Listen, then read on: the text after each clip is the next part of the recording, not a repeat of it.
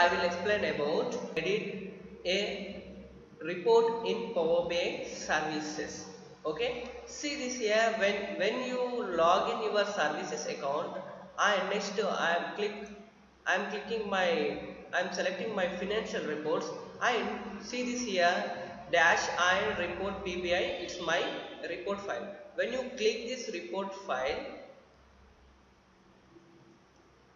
see this here. Now opening my Power BI dashboard. Okay, see this here.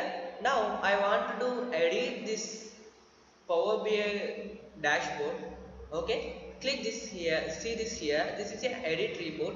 When you click this edit report, see this. It's automatically showing you visualizations, fields, and next values and format. Okay, click here and select any chart and change here.